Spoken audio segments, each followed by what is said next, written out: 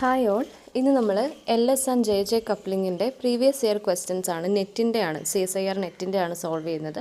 അപ്പം കൺസെപ്റ്റായിട്ട് ഞാൻ extra class ഇതിനെക്കുറിച്ച് ഇട്ടിട്ടില്ല, പക്ഷേ ഓരോ ക്വസ്റ്റ്യൻസ് ചെയ്യുമ്പോൾ അതിൻ്റെ ഉള്ളിലുള്ള കൺസെപ്റ്റ് പഠിച്ച് ക്വസ്റ്റ്യൻ സോൾവ് ചെയ്ത് പോകുന്നതാണ് നല്ലതെന്ന് തോന്നുന്നു. അപ്പോൾ അങ്ങനെ ചെയ്യാം കേട്ടോ.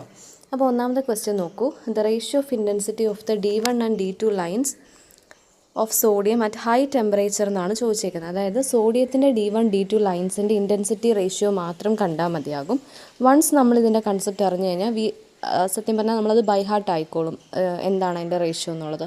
So that you have to അവിടെ ചെന്നിട്ട് നമുക്കത് സോൾവ് ചെയ്യേണ്ട ആവശ്യം വരില്ല. ഓക്കെ, അപ്പോൾ അതിന് മുമ്പായിട്ട് മിസ്സ് ഇതിൻ്റെ കൺസെപ്റ്റ് ഒന്ന് പറഞ്ഞുതരാം കേട്ടോ. അപ്പം അതിനായിട്ട് നമുക്ക് സോഡിയം ഡി ലൈൻസിനെ കാണുന്നതിന് മുമ്പായിട്ട് ഒരു ബേസിക് ആയിട്ടുള്ള കാര്യം നമുക്ക് ഓൾറെഡി അറിയാവുന്നതാണ്. ഇലക്ട്രോണിക് കോൺഫിഗറേഷൻസ് എഴുതാനായിട്ട് പ്രിൻസിപ്പിൾ നമുക്കറിയാം. അപ്പോൾ അതിൻ്റെ ലെവൽ പോകുന്നത് 1s 2s 2p 3s 3p 4s 3d 4p 5s 4d 5p 6x etcetera ഇങ്ങനെയാണ് പോകുന്നത്. അപ്പോൾ ഇത് ജസ്റ്റ് മിസ് പറഞ്ഞു എന്നേ ഉള്ളൂ, ഒന്ന് ജസ്റ്റ് ഓർക്കാൻ വേണ്ടി ഈ ഒരു പ്രിൻസിപ്പിൾ ഓർത്ത് വെക്കുക കേട്ടോ. ഇതൊന്ന് ജസ്റ്റ് എഴുതി വെക്കുക. നമ്മൾ ഓൾറെഡി +1 +2 കാലഘട്ടങ്ങളിലൊക്കെ പഠിച്ചിട്ടുണ്ട്. അപ്പം ഈ ഒരു പ്രിൻസിപ്പിളും ഇത് എങ്ങനെയാണ് ഇലക്ട്രോണിക് കോൺഫിഗറേഷൻ, കാരണം LS കപ്ലിങ്ങിലും JJ കപ്ലിങ്ങിലും ഒക്കെ കോൺഫിഗറേഷൻസ് കണ്ടുപിടിക്കാൻ നമുക്ക് ചോദിക്കാറ്. Configuration in the sense electronic notations കണ്ടുപിടിക്കാനായിട്ട് കോൺഫിഗറേഷൻ അറിയണം. അപ്പോൾ ഇതൊന്ന് ജസ്റ്റ് ഓർത്ത് വെക്കുക.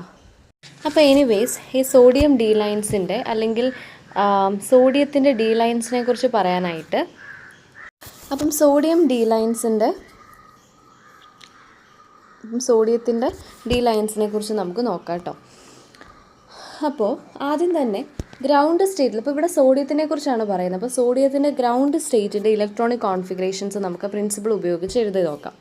അതായത് സോഡിയം എന്ന് പറയുന്ന അറ്റോമിക് നമ്പർ 11 ആണ്.